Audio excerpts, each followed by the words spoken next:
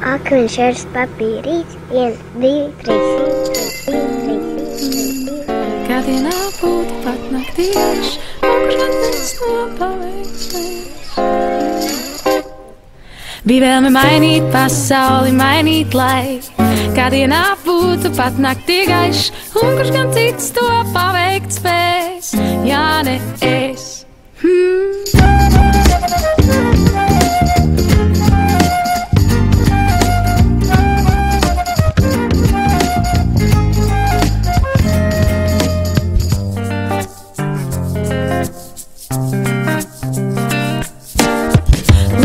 Velku līdz atmiņās to brīdi, tagad tas ir kā mīts.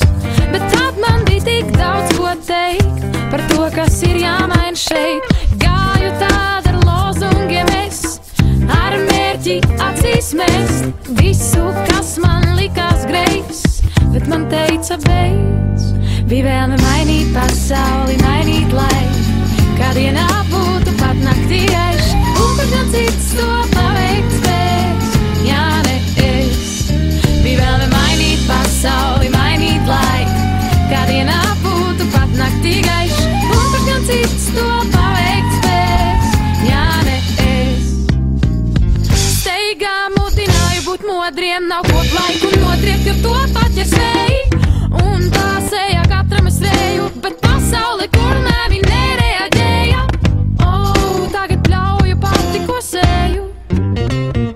Jā, bet tolaik man likās, ka var tikai tā un nekā citādi. Bija vēlme mainīt pasauli, mainīt laiku.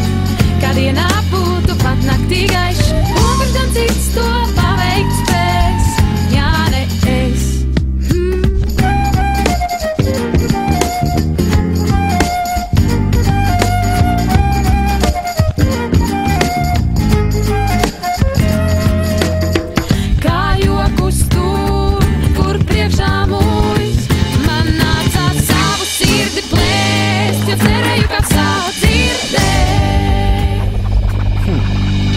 Uz akmens šķērs viņi spēlē ar pasauli. Tātad, kuru tagad mainīs? Abas izdomāja lieciniekus sasaukt, lai jūs tos lielāk meiteni pakāpās uz spainīšu. Sarunāts tika līdz 3 uzvarām. Mirklīs spēlēja viņas pirmo kārtu, un varbūt mums tas ir brīdis uztverams, bet pasaulē tas likās mazliet par ātru. Vienojās abas saukt vienu vārdu gadā. Pirmais gads akmens, otrais šķērs. Pēc pāris spēlēm pienākumi radās.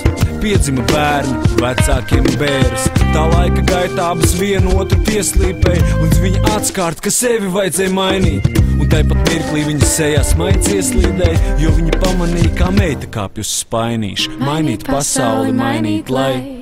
Kādienā būtu pat naktī gaišs, un kurš gan cits to paveikt spēs?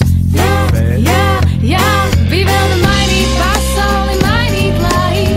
Kādienā būtu pat naktī gaišs, un kurš gan cits to paveikt spēs?